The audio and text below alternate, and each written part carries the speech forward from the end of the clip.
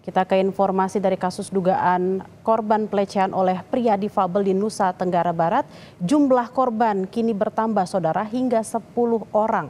Dengan bertambahnya jumlah korban, polisi pun memperpanjang masa tahanan rumah tersangka pria difabel selama 20 hari ke depan. Kasus pelecehan seksual yang diduga dilakukan seorang pria difabel IWS di Mataram, Nusa Tenggara Barat terus berlanjut. Bahkan, kini jumlah korban bertambah menjadi 10 orang, di mana 2 orang resmi melaporkan kasus dugaan pelecehan seksual ke Polda Nusa Tenggara Barat. Ketua Komisi Disabilitas Daerah NTB menyebut, 3 orang telah diperiksa dan berstatus sebagai saksi. Masyarakat banyak memberikan informasi ke KDD soal adanya korban-korban baru, yang totalnya sekarang ini sekitar 10-an. Yang sudah di BAP kan 3.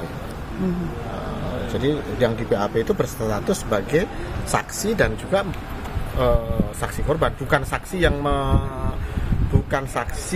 yang menyaksikan atau menjadi saksi perbuatan kepada si pelapor yang pertama, tetapi dia menjadi saksi sebagai korban selanjutnya. Dengan bertambahnya jumlah korban, polisi pun memperpanjang masa tahanan rumah pria difabel yang berakhir pada Selasa 3 Desember. Perpanjangan masa tahanan rumah tersangka dilakukan selama 20 hari ke depan. Sekarang kan berkasnya sudah di tahap pertama. Tahap pertama, iya, P19 ya Pak? Udah pemeriksaan, berarti kan udah diperiksa sebagai tersangka. Dan statusnya sekarang kan tahanan kota. Tahanan rumah ya? Tahanan rumah. Sampai tanggal berapa Pak? Habis hari ini. Hari ini akan diperpanjang ya Pak. Tersangka membantah tudingan pelecehan seksual yang ditujukan kepada dirinya. Pelaku mempertanyakan penetapannya sebagai tersangka pelecehan seksual.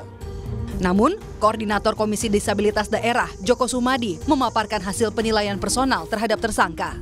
Hasilnya, tersangka mampu melakukan perbuatan pidana yang disangkakan sehingga kasus hukumnya berlanjut. Tersangka itu memang memiliki kemampuan untuk melakukan tindak pidana sebagaimana yang dimaksud di dalam pasal 6C Undang-Undang TPKS, memang mampu.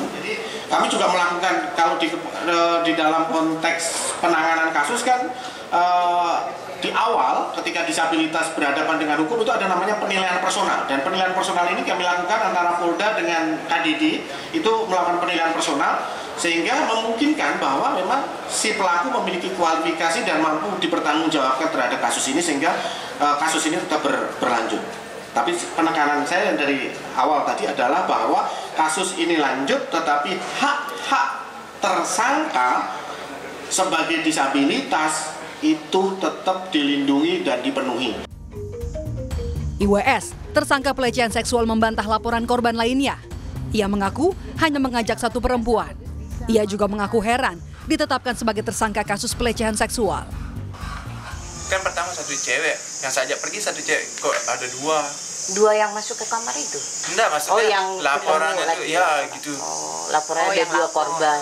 Ya itu, ditambahin sama siapa polisinya, ada siapa gitu. Saya ditanya-tanya sama polisinya, mungkin yang dulu-dulu itu dinyain atau gimana, itu yang saya nggak tahu. Saya nggak berani ngomong apa-apa. Yang pertamanya satu laporan ini, yang saya bingungkan mungkin dicari-cari kesalahan saya yang dulu-dulu. Sebelumnya, polisi menetapkan seorang mahasiswa disabilitas sebagai tersangka kasus pelecehan seksual seorang mahasiswi di Mataram, Nusa Tenggara Barat. Penetapan tersangka ini jadi polemik setelah tersangka membantah aksi itu karena keterbatasan fisiknya. Tersangka yang dalam kegiatan sehari-harinya hanya menggunakan kaki juga mengaku dijebak oleh korban. Namun, polisi menyatakan telah mengantongi cukup bukti untuk menetapkan tersangka. Tim Liputan, Kompas TV.